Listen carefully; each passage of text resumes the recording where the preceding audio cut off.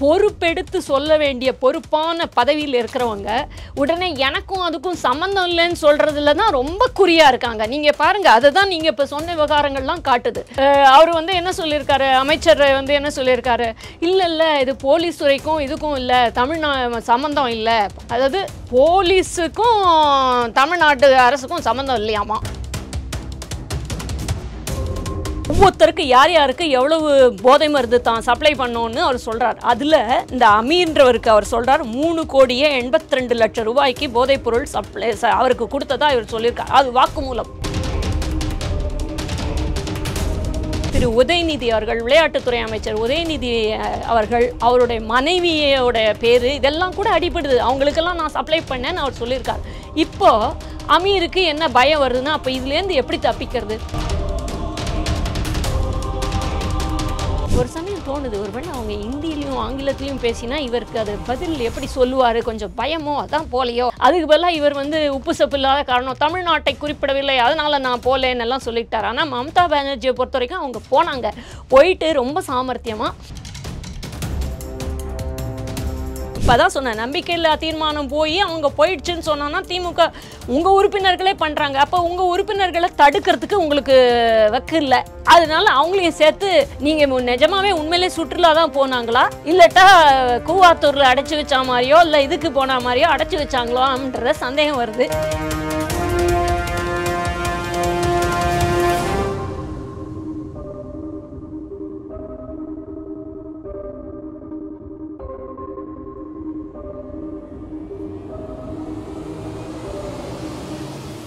Real one நேயர்களுக்கு வணக்கம். இன்றைய நேர்காணலுக்காக நம்முடன் இணைகிறார் அரசியல் விமர்சகர் திருமதி ஆனந்தி லக்ஷ்மணன் அவர்கள். வணக்கம் மேடம். வணக்கம் சார். தமிழ்நாட்டில் ஒரே நாளில் 3 அரசியல் கொலைகள் நடந்திருக்கு அப்படின்னு சொல்லிட்டு அன்புமணி ராமதாஸ் ஒரு குற்றச்சாட்டு இங்கே வைக்கிறாரு.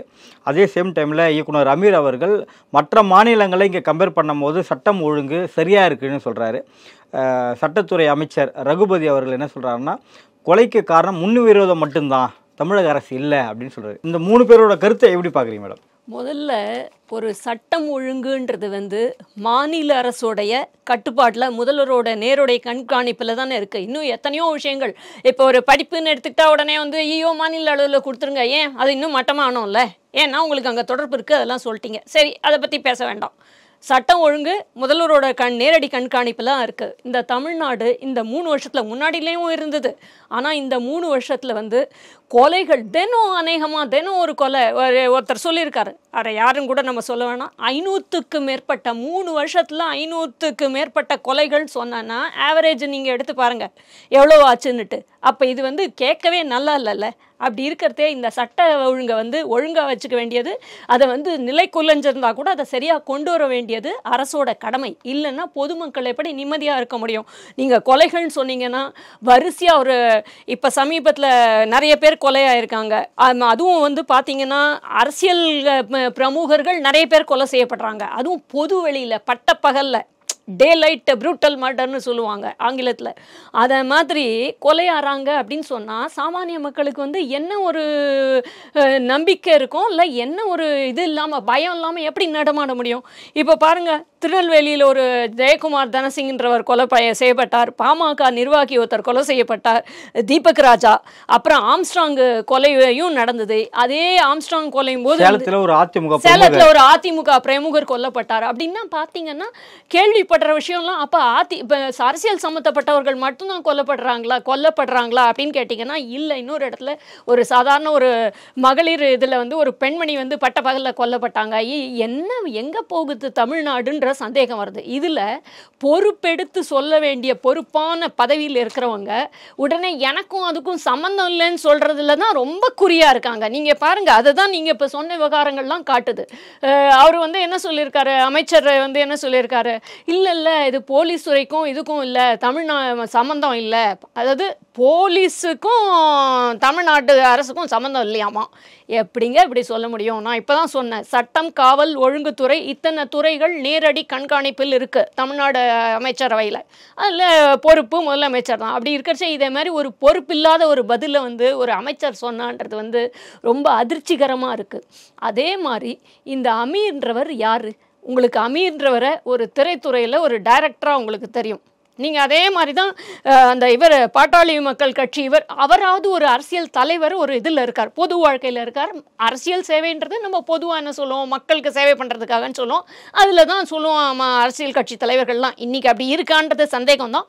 இருந்தால் கூட அந்த பாமக தலைவர் அவர் கூட சொல்லியிருக்காரு, இதை மாதிரி கொலைகள் நடக்குது என்ன, இதே தான் ஒரு சாதாரண ஒரு மனுஷனுடைய ஒப்பீனியன் தான் அவரும் சொல்லியிருக்காரு. இது மாதிரி இத்தனை கொலைகள் நடக்கிறது, 3 கொலை, இந்த கொலை, எத்தனை கொலைன்றதை கேட்குறது என்ன, இங்கே என்ன டோல் போலிங்காக நடத்துகிறோம், இத்தனை கொலைகள் இத்தனை நடந்ததுன்னு கணக்கு வச்சுக்கிறதுக்கு. அதே மாதிரி தான் அமீரை பற்றி நான் சொல்லிட்டு இருந்தேன். அமீன்றவர் ஒரு திரைப்பட இயக்குனர். இதுக்கு முன்னாடி ஒரு திரைப்படம் நல்ல வெற்றிகரமாக ஓடித்தேன்னா அவர் நல்லா தெரியும், அது மூலமாக அவர் பிரபலமாவார். ஆனால் எதிர்பாராத விதமாக சமீபத்தில் பார்த்தீங்கன்னா தமிழ்நாட்டில் போதைப் பொருள் விவகாரம் ரொம்பவே தலைவிரிச்சு ஆடுது. அதில் நிறைய பேருக்கு தமிழகத்தில் எங்களுக்கும் இதுக்கு சம்மந்தம் இல்லைன்னு சொல்கிறாங்க. நிறைய பேர் எனக்கு அதுக்கு சம்மந்தம் இல்லைன்னு அவசரமாக அறிக்கை விடுறாங்க. காணொளி பதிவுகள்லாம் இருந்தது. அதில் பார்த்தீங்கன்னா தமிழ்நாட்டு அமைச்சரவை சேர்ந்த திமுக கட்சியை சேர்ந்த நிறைய பேருடைய காணொளி பதிவுகள்லாம் இருந்தது, அந்த கைதான அந்த பர்சனுடைய தொடர்போட. சரிங்களா? அப்போ அவசரமாக இதெல்லாம் டெலீட் பண்ணுறாங்க பொது இடத்துலேருந்து. அப்போ பார்த்தீங்கன்னா இந்த அமீர்ன்ற இந்த டைரக்டருக்கும் அந்த ஜாஃபர் அந்த இவருக்கும் தொடர்பு இருக்குன்னு ருஜுவாருது. அப்போ இவர் என்ன சொல்கிறார், எனக்கும் அவருக்கும் ஃப்ரெண்டெல்லாம் எல்லாரும், இப்போ நான் முதல்லையே சொன்னேன், நிறைய பேர் அது நாள் வரைக்கும் வலைதளத்தில் இருந்த காணொலி பதிவுகளெல்லாம் கூட அவசரமாக டெலீட் பண்ணுறாங்க. ஏன், எங்களுக்கும் அது தொடர்பு சொல்லிட போகிறாங்களோ அப்படின்ற பயத்தில். அதே மாதிரி தான் அமீர்ன்றவர் முதல்ல என்ன சொன்னார்னா, எனக்கும் உடனே என்னோட தொடர்பு படுத்துகிறாங்க, அதுவும் அந்த குறிப்பிட்ட மதத்தவர்ன்ற ஒரு முத்திரை வேற வருது. எனக்கும் அவருக்கும் தொடர்பு பண்ணுறாங்க, நானும் அவரும் வெறும் ஃப்ரெண்டு, ஒரு இது கூட இல்லை, ஒரு தொழில் முதலீடு ஏதோ ஒன்று வரும்போது ஒரு ஹோட்டல் ஆரம்பிக்கலான்னு சொன்னாங்க. நானும் கூட சரிங்க அப்படி ஆரம்பிக்கலான்ற மாதிரி நான் சொன்னேன். அப்போ எனக்கும் அவருக்கும், அவர் யாருன்னே எனக்கு தெரியாது, நான் நேற்று வரைக்கும் நீ என் தம்பின்னு சொல்லிட்டு இன்னைக்கு நீ யாருன்னே எனக்கு தெரியாதுன்னு சொன்னால் ஒன்று சொல்கிறவங்களுக்கு பைத்தியம் பிடிச்சிருக்கணும், இல்லை வேறு ஏதாவது மிரட்டல் வரணும்னு அர்த்தம். சரிங்களா? இப்போ அமலாக்கத்துறை எடுத்து அதை கையில் எடுத்து விசாரிக்கிறாங்க. அப்போ அந்த பிடிப்பட்ட அந்த அவர் ஜாஃபர் அந்த இவர் என்ன சொல்கிறாரு அப்படின்னு கேட்டிங்கன்னா, ஒவ்வொருத்தருக்கு யார் யாருக்கு எவ்வளவு போதை மருந்து தான் சப்ளை பண்ணோன்னு அவர் சொல்கிறார். அதில் இந்த அமீர்ன்றவருக்கு அவர் சொல்கிறார் 3,82,00,000 ரூபாய்க்கு போதைப் பொருள் சப்ளை அவருக்கு கொடுத்ததா இவர் சொல்லியிருக்கார். அது வாக்குமூலம், அமலாக்கத்துறை கிட்ட பிடிபட்டவருடைய வாக்குமூலம். அது மாதிரி அவ்வளோ ஏன் இங்கே திரு உதயநிதி அவர்கள், விளையாட்டுத்துறை அமைச்சர் உதயநிதி அவர்கள், அவருடைய மனைவியோட பேர் இதெல்லாம் கூட அடிபடுது, அவங்களுக்கெல்லாம் நான் சப்ளை பண்ணேன்னு அவர் சொல்லியிருக்கார். இப்போ அமீருக்கு என்ன பயம் வருதுன்னா, அப்போ இதுலேருந்து எப்படி தப்பிக்கிறது? அரசியல் சம்மந்தம் இங்கே ஒரு மோசமான ஒரு விவகாரம் இருக்குது. என்ன குற்றம் வேணால், நான் இப்போ தான் சொன்னேன், கொலை குற்றம் பற்றி நீங்கள் சொன்னீங்க, என்ன கொலை வேணால் நீங்கள் பண்ணலாம், ஆனால் நீங்கள் அரசியல் சம்மந்தம், அரசியல் பேக் இருந்ததுன்னா நீங்கள் தப்பிச்சு போயிடலாம் அப்படின்ற ஒரு எண்ணம் இருக்குது. இதுக்காக தான், அதாவது முன்னு பின்னு முரணா முதல்ல அந்த பர்சனை மாட்டின உடனே எனக்கும் அவருக்கும் சம்மந்தமே இல்லைன்னு சொன்னது என்ன, அப்புறம் அமலாக்கத்துறையிலேருந்து அந்த விவகாரம் வந்துடுச்சு, நீங்கள் இவ்வளோ உங்களுக்கு சப்ளை பண்ணியிருக்காங்க அப்படின்னு சொன்ன உடனே தடாலடியாக இப்போ எப்படி இது பண்ணுறதுன்னு தெரியல. அப்போ திமுக தான் என்னை காப்பாற்ற முடியும். அப்புறம் நான் என்ன சொல்லுவேன், உடனே திமுக சட்டம் ஒழுங்குன்ற இதில் இதெல்லாம் வருதுன்னு. இங்கே மற்ற மாநிலங்களை பார்க்கும்பொழுது இங்கே சட்டம் ஒழுங்கெல்லாம் நல்லா தான் இருக்குன்னு ஒரு ஸ்டேட்மெண்ட் விட்றாரு அமீர் அவர்கள். எதுக்காக அவர் அதை சொல்லணும்? அவரோடது சினிமா துறை. நீங்கள் முதல்ல 1, 2, 3 ஸ்டேட்மெண்ட் சொல்லுங்கள், நீங்கள் சினிமா துறை. அதுக்கப்புறமா அந்த பிடிப்பட்ட போதைப் பொருள்னால பிடிப்பட்டவரோட உங்களுக்கு தொடர்பு இருந்ததுன்னு சொல்கிறாங்க, சந்தேகம் வருது. இல்லவே இல்லைன்னு நீங்களாவே அவசரப்பட்டு சொல்கிறீங்க. மேபி அவருக்கு மீதி பேருக்கு இந்த சாமர்த்தியம் அவருக்கு இல்லை, அவங்கெல்லாம் கடகடன்னு அந்த காணொலியெல்லாம் அழிச்சிட்டாங்க, டெலீட் பண்ணிட்டாங்க. இவர் அதை பண்ண முடியலையோ இல்லை மாட்டிக்கிட்டாரா தெரியலை, அதை கூட செய்ய முடியல. ஸோ இவரோட தொடர்பு வெளியில் பதிவாகுதேன்றதுக்காக அவர் சொன்னாரா? அதே மாதிரி அரசியல் தொடர்பு இருந்தால் தான் இப்போ எக்கு தப்பாக மாட்டிருக்கோம், அதனால இதை தப்பிக்கிறதுக்காக அதேமாரி சொன்னாரான்னு தெரியல. இப்போ பார்த்தீங்கன்னா இந்த சமயத்தில் எனக்கு அரசியலில் கூட வரலான்னு ஒரு எண்ணம் இருக்குது. விஜய் அவர்களோட சேர்ந்து அரசியல் இருக்கிற சுச்சுவேஷனில் என்ன நான் அரசியல் கூட வரலாம் அப்படின்றாரு. அப்போ இங்கே சரி இருந்தால் இருக்கிற சுச்சுவேஷன் எப்படி இருக்கும்? அப்போ இங்கே எல்லாம் சரி இருந்ததுன்னா அவர் பாட்டுக்கு சினிமா துறையோடு அப்படியே இருந்திருப்பார். இல்லைமா ஒருவேளை ஏன் நீங்கள் அங்கே போனீங்க, ஒருவேளை அந்த போதைப்பொருள் விவகாரத்தில் அவர் பிடிபடாமையே இருந்திருந்தான்னு வச்சுக்கோங்களேன், இந்த விவகாரம்லாம் வெளியே வந்திருக்காது. ஒவ்வொன்றா நரி வெளியே வருதுன்ற கதையாக ஒவ்வொரு விஷயமா வருது. மக்களுக்கு பார்க்க போனீங்கன்னா ஒரு பாதுகாப்பற்ற ஒரு அரசா, விலைவாசி ஏற்கனவே வந்து 1000 விஷயம் இருக்குது.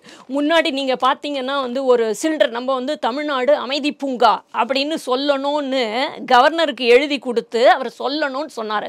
கவர்னர் இந்த விவகாரங்கள்லாம் அதுக்கு முன்னாடி கவர்னர் மாளிகை வாசல்லையே குண்டு வீசினாங்க, இல்லைன்னாங்க இவங்க. அடுத்தது இந்த கோயம்புத்தூரில் ஒரு இது அழகாக வந்து அந்த பாம் தான் வெடிச்சிருக்கு அந்த காரில், அதை இன்னும் வரைக்கும் மூடி மறைச்சு கேஸ் சிலிண்டர் வெடிச்சதுன்னு சொல்லிட்டு இருக்காங்க. அப்பன்னா தமிழகம் எதை நோக்கி போகிறது?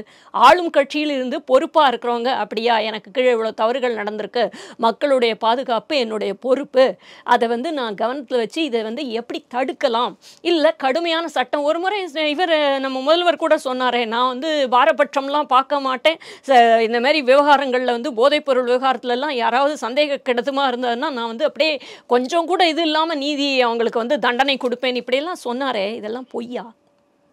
எங்கே வாசத்துலேயும் ஒரு சாமானிய மனுஷியாக நான் இருந்து பார்க்கும்பொழுது ரோட்டில் நடக்க கூட பயமாக இருக்குது. ஏன்னு கேட்டிங்கன்னா நம்ம பசங்க எல்லாருக்கும் ஒரு ஸ்டாட்டிஸ்டிக்ஸ் சொல்லுது, நம்ம ஸ்கூலில் படிக்கிற ஸ்கூலில் கூட வந்து போதைப்பொருள் நடமாட்டம் இருக்குன்னு சொல்கிறாங்க. அப்போ போதைப்பொருள் சம்பந்தமானவர் வந்து ஒரு மாட்டிக்கிட்டு அவர் அமலாக்கத்துறை வந்து கைது பண்ணி அவங்க வாயிலேருந்து விவரங்கள் வரவழைக்கிறாங்க. அந்த சமயத்தில் பார்த்தா எனக்கு சம்பந்தம் இல்லைன்றாங்க. இது வரைக்கும் பார்த்தீங்கன்னா ஒரு 8 அமைச்சர்கள், தமிழ்நாட்டு அமைச்சரவையில் இருக்கிற 8 அமைச்சர்கள் மேலே வந்து நிறைய விசாரணைகள் வழக்குகள் இருக்குது. இதெல்லாம் என்னைக்கு வரும், என்னைக்கு அம்பலத்துக்கு வரும், என்னைக்கு இதுக்கெல்லாம் நீதி கிடைக்கும்? இப்போ நீங்கள் பார்த்தீங்கன்னா ஒரு திரு செந்தில் பாலாஜியாக இருக்கட்டும், அதுக்கப்புறம் அமைச்சர் பொன்முடியாக இருக்கட்டும், அவர் மேலெல்லாம் வந்து வழக்கு இருந்தது. இப்போ நீங்களும் நானும் ஒரு சாதாரண ஒரு கவர்மெண்ட் ஆஃபீஸில் வேலை பார்க்குறோம், நம்ம மேலே ஒரு சின்ன ஒரு வழக்கு வந்ததுன்னா அடுத்த க்ஷணமே சஸ்பென்ஷன் தான். சாதாரண ஒரு வேலையில் கவர்மெண்ட் வேலையில் இருந்தாலே சஸ்பென்ஷன் தான். உங்கள் மேலே ஒரு புகார் வந்ததுனாலே அது நிரூபிக்கிறது அப்புறம். ஆனால் இங்கே அமைச்சராக இருக்கிறவங்கெல்லாம் புகார் வரைக்கும் போய் உச்சநீதிமன்றம் வரைக்கும் போய் திருப்பி வந்து பதவியிலையும் அவங்க திருப்பியும் தொடர்றாங்க அப்படின்னு சொன்னான்னா எனக்கு வந்து ஜனநாயகம் மேலே நம்பிக்கை மக்களுக்கு இன்னும் சீக்கிரம் கூட போயிடும். இப்போவே கூட காசு வாங்கிட்டு தான் ஓட்டு போட்டிருக்காங்க நிறைய பேர். இன்னும் கொஞ்சம் கூட ஜனநாயகத்து மேலே இருக்கிற நம்பிக்கை போய்கிட்டே வருது, தேஞ்சிக்கிட்டே வருது. நிதி ஆயோக் கூட்டத்தில் பல முதல்வர் வந்து புறக்கணித்தாங்க. புறக்கணிப்பு இருந்தாலும் டிஎம்சி தலைவர், மேற்கு வங்கத்தின் முதல்வர் மம்தா பானர்ஜி வந்து அதில் பங்கு பெற்றாங்க. பங்கு பெற்ற ஒரு சில மணி நேரங்களே வெளியே வந்துட்டு என்னோடய மைக்கை ஆஃப் பண்ணிட்டாங்க, ஸோ 5 நிமிஷம் கூட பேச வரல அப்படின்னு சொல்லிட்டு ஒரு ஸ்டேட்மெண்ட்டை ப்ரெஸ் கிட்ட கொடுக்குறாங்க. முதல்ல இந்த ஹிண்டி கூட்டணியில் தான் மம்தா பானர்ஜி அவர்களும் இருக்காங்க. இந்த ஹிண்டி கூட்டணியிலேயே இந்த தேர்தலுக்கு முன்னாடி எப்படியாவது ஆட்சிக்கு வந்துடணும்னு என்னென்னமோ பண்ணி பார்த்தாங்க, எதுவும் வரல. தப்பான பிரச்சாரங்கள்னால பாஜக ஃபுல் மெஜாரிட்டி வந்திருக்கும். ஆனால் இவங்களுடைய தப்பான பிரச்சாரங்கள், இலவசங்கள் தரதா சொன்னது. இப்போ ராகுல் காந்தி கூட தான் சொன்னார், நான் வந்து வருஷத்துக்கு இவ்வளோ தருவேன், 1 லட்ச ரூபா தருவேன், 8000 ரூபா தருவேன், கட்டுன்னு எல்லாம் சொன்னார். இப்போ படாப்பட்டுன்னு வெளியே போயாச்சு, அதை விட்டுருங்க. அதனால அப்படியெல்லாம் தருவேன்னு எல்லாம் சொன்னாங்க. அப்போ அந்த அரசுடைய ஒரு வாக்குறுதி, தேர்தல் வாக்குறுதியில் விளம்பரம் இலவசமாக கொடுக்குறேன்னு நீங்கள் சொன்னீங்கன்னா, நீங்கள் இத்தனை வருஷமாக பதவியிலேயே இல்லை, 10 வருஷமாக நீங்கள் பதவியில் இல்லை மத்திய அமைச்சரவையில்.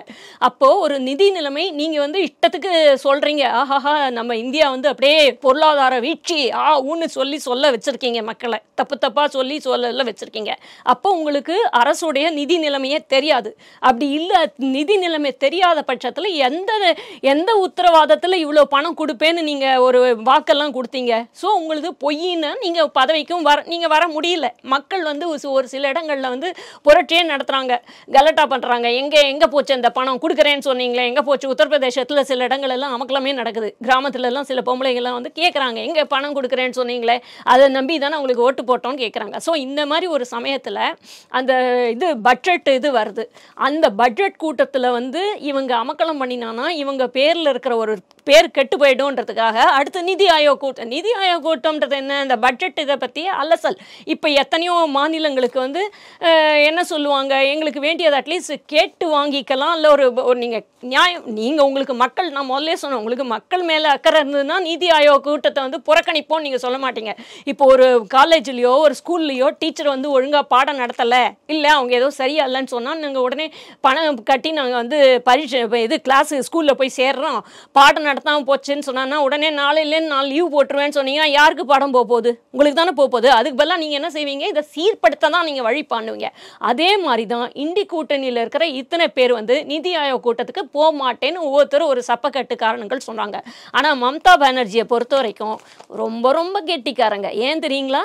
போனாங்க, போயிட்டு தன்னுடைய மாநிலத்துக்கு இப்போ எல்லாரும் போகக்கூடாதுன்னு ஒரு புரட்சியில் இறங்கியிருக்காங்க. தமிழ்நாடு முதலமைச்சரை பார்த்தீங்கன்னா அவர் கடந்த போன பட்ஜெட்டு போதும் அவர் போகல, அதுக்கு முன்னாடி போதும் அவர் போகல, நிதி ஆயோக் கூட்டம் இந்த கூட்டத்துக்கு அவர் போகல. ஒரு சமயம் தோணுது, ஒருவேளை அவங்க ஹிந்திலையும் ஆங்கிலத்திலையும் பேசினா இவருக்கு அது பதில் எப்படி சொல்லுவார், கொஞ்சம் பயமோ அதான் போலையோ அப்படின்னு தோணுது. அதுக்கு பதிலாக இவர் வந்து உப்பு சப்பு இல்லாத காரணம் தமிழ்நாட்டை குறிப்பிடவில்லை, அதனால் நான் போகலன்னு எல்லாம் சொல்லிட்டார். ஆனால் மம்தா பானர்ஜியை பொறுத்த வரைக்கும் அவங்க போனாங்க, போயிட்டு ரொம்ப சாமர்த்தியமாக தனக்கு வேண்டிய குறிப்புகள்லாம் முதல்லேருந்து கடைசி வரைக்கும் அந்த குறிப்புகள்லாம் அவங்க எடுத்துகிட்டு இருக்காங்க. அப்போ என்ன அர்த்தம்? அவங்களுக்கு அவங்க வாங்கின ஜெயிச்சு வந்த அந்த ஓட்டு அந்த மக்களுக்கு ஓரளவாவது நிறைவேற்றணும், மாநிலத்துக்கு வேண்டிய விஷயங்களை அட்லீஸ்ட் தெரிஞ்சுக்கணும்னு.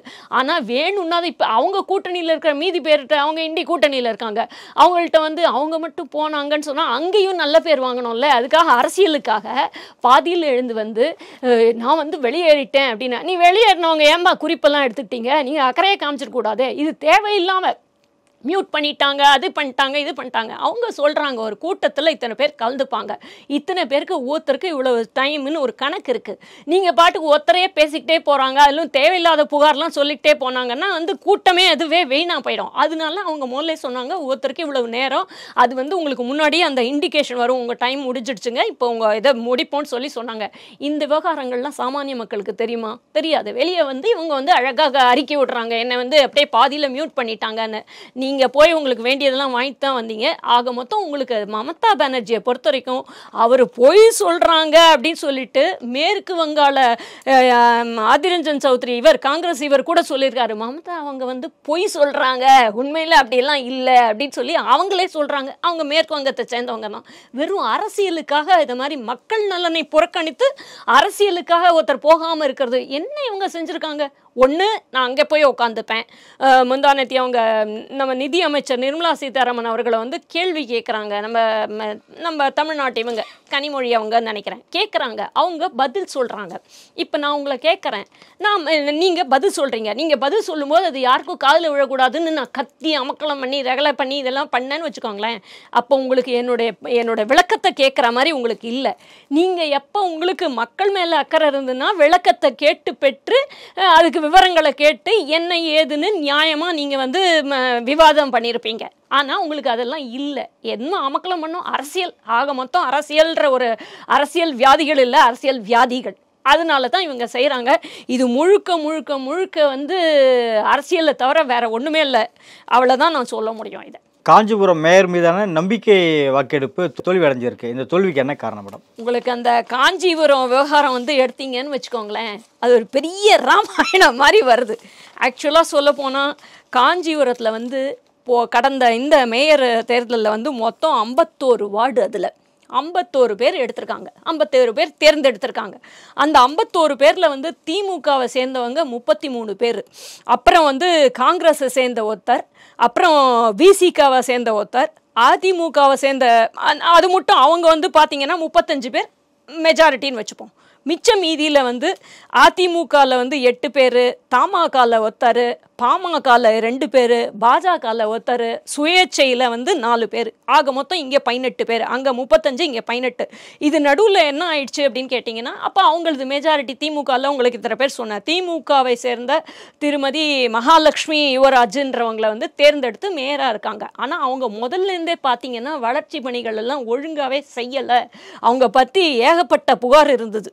அதுக்கு முன்னாடி அந்த காங்கிரஸை சேர்ந்த அவங்க கூட்டணியில் இருக்கிற காங்கிரஸை சேர்ந்த குமரகுருபரன்றவர் கூட வந்து அவங்கள பற்றி சொல்லியிருக்காங்க, நிறைய இது இருந்தது. அப்போ வந்து சரி இவங்களை பற்றி நிறைய புகார் இருக்குது அப்படின்னு சொன்னோடனே சரி வாங்க பேச்சுவார்த்தை நடத்தலாம் அப்படி சொல்லி அந்த இவர் கூப்பிடுறாங்க அமைச்சர், அவர் பொன்முடி கேட்டார் நினைக்கிறேன், அவர் வந்து பேச்சுவார்த்தை வந்து நடத்தலாம் அப்படி சொல்கிறாங்க. ஆனால் அந்த பேச்சுவார்த்தையெல்லாம் ஒன்றும் பலன் அளிக்கலை. கொஞ்சம் கொஞ்சமாக திமுக, முதல்ல நான் சொன்னேன் அவங்களே திமுகவை சேர்ந்தவங்க தான், திமுகவை சேர்ந்த உறுப்பினர்களே அவங்களுக்கு எதிராக வந்து பேச ஆரம்பிச்சிட்டாங்க. இந்த நிலைமையில் வந்து நம்பிக்கையில்லா தீர்மானம் வந்து எடுக்கலாம் அவங்கள பற்றி அப்படின்னு சொல்லி ஒரு தீர்மானம் வச்சுருந்தாங்க. அது போன மாதத்துக்கு முன்னாடி ஒரு நாள் வச்சுருந்தாங்க, அது இல்லை, அதுக்கப்புறம் அது தள்ளி வச்சாங்க. இப்போ தள்ளி வச்ச இந்த நேரத்தில் இப்போ இதே தான் நான் உங்களுக்கு சொன்ன ஈயம் பூசினா மாதிரி இருக்கணும், பூசா மாதிரி இருக்கணும். இப்போ திமுக ஆட்களே எதிர்த்து நிற்கிறாங்க அவங்கள. இது நம்பிக்கையில்லா தீர்மானத்தில். இப்போ இந்த சமயத்தில் போச்சுன்னா திமுக ஆட்களை நம்ம கட்சியை சேர்ந்தவங்களே எதிர்த்து நின்னா என்ன பண்ணுறது அப்படின்னு உடனே என்னைக்கு நம்பிக்கையில்லா தீர்மானம் நடத்தணும், வாக்கெடுப்பு நடத்தணும்னு சொல்லி வச்சுருக்காங்களோ அன்னைக்கு பார்த்தீங்கன்னு சொன்னால் ஒரு 33 திமுக உறுப்பினர்களும் 2 அதிமுக உறுப்பினர்களும் சுற்றுலா போயிட்டாங்களாம். நான் இப்போ ஒரு வார்த்தை கேட்குறேன், எனக்கு இன்னைக்கு எனக்கு கல்யாணம் அப்படி சொல்கிறாங்க, கல்யாணம் மாப்பிள்ளையே காணும், மாப்பிள்ளை மட்டுமா காணும், சீப்பையும் ஒழிச்சு வச்சுட்டோம், அதனால் கல்யாணம் நின்றுடும் அப்படின்னு சொல்கிற மாதிரி இருக்குது. இவங்க இதேமாரி செய்யும் பொழுது இந்த மாடலுக்கு கூட உங்களுக்கு ஞாபகம் இருக்கும்னு நினைக்கிறேன். 2016 திருமதி ஜெயலலிதா அம்மா இறந்த உடனே இத்தனை மெம்பர்ஸை கொண்டு போய் கூவாத்தூரில் சிறைப்படுத்தி வச்சுருந்தாங்க. அதே மாதிரி இதில் அங்கே மட்டும் இல்லை, கர்நாடகா காங்கிரஸில் எம்எல்ஏக்கள் எல்லாம் கொண்டு போய் மும்பைக்கு கூட்டிகிட்டு போனாங்க. என்ன பட்டியில் மாடு அடைச்சி கூட்டிகிட்டு போகிற மாதிரி கூட்டிகிட்டு போகிறாங்க. இது எல்லாம் எங்கே போகுது? அடுத்தது மகாராஷ்டிராவில் கூட பார்த்தீங்கன்னா அஸ்ஸாமுக்கு கூட்டிகிட்டு போனாங்க. இதெல்லாம் ஞாபகம் வருதே.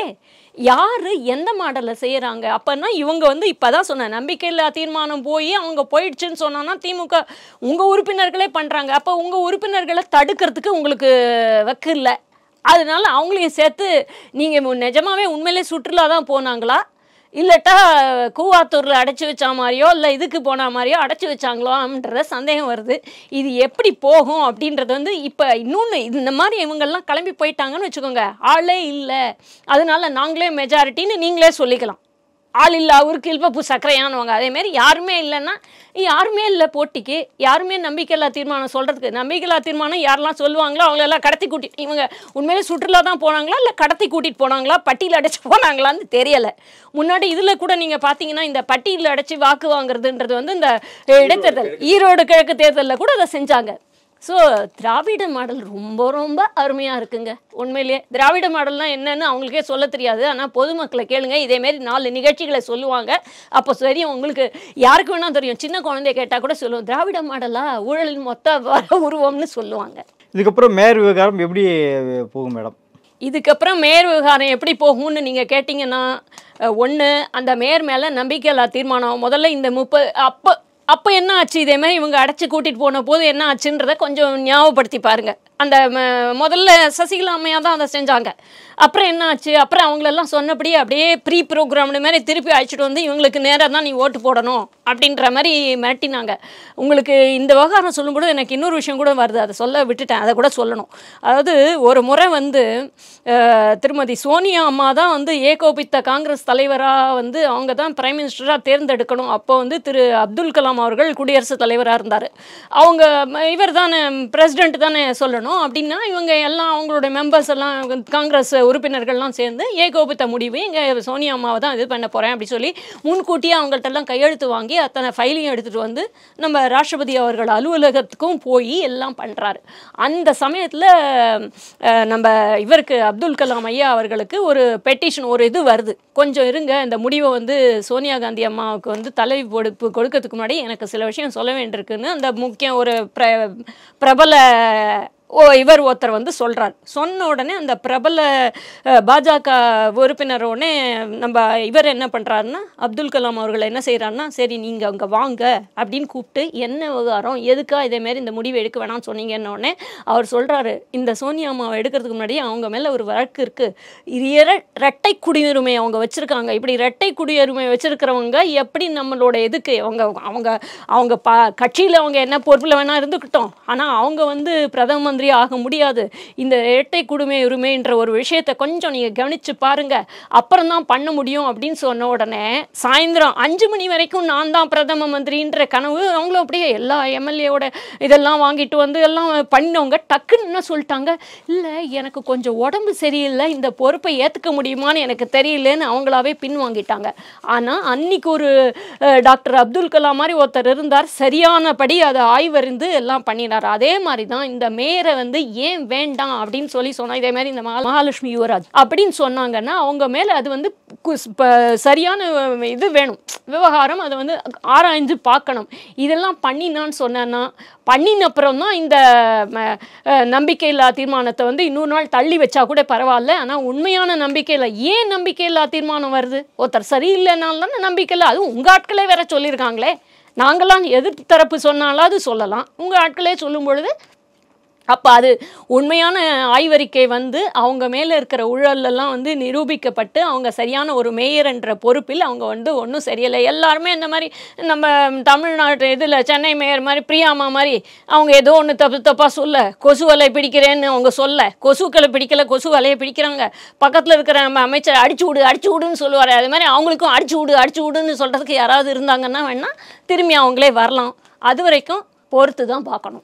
நம்பிக்கை தீர்மானம் நிறைவேற்ற அந்த தருணத்தில் திடீர்னு சுற்றுலா போயிருக்காங்க, அப்படி இன்ப சுற்றுலா ஃபேமிலியோட போயிருக்காங்க அப்படின்னா அங்கே ஏதோ ஒரு விஷயம் நடந்திருக்குல்ல? இல்லையே, நான் தான் உங்களுக்கு முதல்ல சொல்லிட்டேனே, அந்த இன்ப சுற்றுலா இல்லை, நீங்கள் இதை வேற மாதிரி நினச்சி பாருங்களேன். இல்லை, எந்த கட்சியும் அதில் தலையிட்டு அதில் இல்லை எந்த பிரமுகர் தலையிட்டு அந்த இன்ப சுற்றுலாவுக்கு வழிவகுத்துருக்கணும். அது வந்து நம்ம இப்போ சொல்லோன்னு சொன்னோன்னா நிறைய பேரோட வண்டவாளம்லாம் தண்டவாளம் ஏறும். அதை வந்து நம்ம வந்து அது மேலிடத்துல வந்து எங்கே போய் எங்கே சுற்றி நம்ம இப்போ பார்த்தீங்கன்னா, இப்போ உங்களுக்கு ஒரு முதல்ல ஒரு கேள்வி கேட்டீங்க, இந்த கள்ளசாரா இந்த போதைப்பொருள் விவகாரத்தில் சொன்னீங்க. அதில் வந்து எத்தனை பேருடைய பேர் அடிபடுது பாருங்கள் அமலாக்கத்துறையிலேருந்து. இதுலேருந்து ஆரம்பித்து டாட்டெல்லாம் கனெக்ட் பண்ணுறாங்களாம். இப்போ நேற்றுக்கு இன்னொரு விவகாரம் கூட தான் வந்தது. நம்ம கல்வித்துறையில் வந்து பார்த்தீங்கன்னா இத்தனை 354 பேர் வந்து வெவ்வேறு காலேஜில் வந்து விரிவுரையாளராக இருக்காங்களாம்.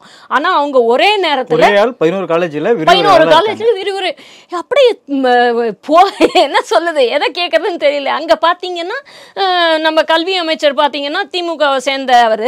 அவங்க பார்த்தீங்கன்னா கல்வியை வந்து மாநில அரசு பட்டியலில் கொடுத்துடணும்னு சொல்லி கேட்குறாங்க. மாநில அரசு பட்டியலில் ஏன் கொடுத்தீங்கன்னா அது நீட்டுக்கு கொண்டு போய் முடியுது. அதை மாதிரி செயின் மாதிரி ஒவ்வொரு விவகாரமும் இங்கேருந்து அங்கேருந்து இங்கே ஆக மொத்தம் ஊழல் பட்டியல். நீ போய் மேலே விழுந்து, அதாவது ஒரு கேஸுன்னு ஒன்று மாட்டினா ஒன்று போட்டு தள்ளுங்க, கொலை பண்ணிடுங்க. கொலை பண்ணினப்புறம் எனக்கும் அதுக்கு சம்மந்தம் இல்லைன்னு சொல்லிடுங்க. இல்லை கொலை பண்ண போனவங்கள வந்து மாட்டினவங்கள அப்படியும் மாட்டிட்டாங்களா அவங்களையும் போட்டு தள்ளுங்க, என்கவுண்டர் வச்சு போட்டு தள்ளுங்க. இல்லைன்னா இதெல்லாம் எதுவும் இல்லாமல் முட்டு கொடுங்க. இப்படி தான் போகுது. நீங்கள் இவங்க விவகாரத்துலேயும் நீங்கள் யார் இதை செஞ்சுருப்பாங்கன்னா நம்ம தான் மண்டை காஞ்சது தான் மிச்சமாக இருக்கும். நம்ம தான் யார் இதை செஞ்சுருப்பாங்கன்னா ஒருத்தர்னா கையை காமிக்கலாம் இவங்க தான் செஞ்சாங்கன்னு. வரிசையாக இப்போ சொன்ன மாதிரி ஒவ்வொரு விவகாரத்துலையும் செயின் போட்ட மாதிரி இத்தனை பேர் விவகாரம் தலை அடிப்படுது. இப்போ இந்த போதைப்பொருள் விவகாரத்தில் நான் உங்களுக்கு சொன்னேன், திரு உதயநிதி ஸ்டாலின் அவர்கள் பேர் கூட அவருக்கு கூட சப்ளை பண்ணதாக எழுதியிருக்காங்க. அவங்க அந்த மங்கைன்ற அந்த அவங்களோட ரிலீஸ் அந்த இதுவும் போது கூட ஆடியோ கேசட்டு போது கூட எல்லாரையும் கூப்பிட்டு அவங்க திருமதி கிருத்திகா உதயநிதி இல்லை. அப்போனா யாரோட சம்மந்தப்படுத்துது? எல்லாரும் இல்லை செயின் மாதிரி மாட்டிருக்காங்க. ஒன்றா ரெண்டா எடுத்து சொல்ல கதை தான். நடப்பு அரசியல் குறித்து பல்வேறு கருத்துக்களை பொறுத்தமைக்கு மிக்க நன்றி மேடம். நன்றி சார்.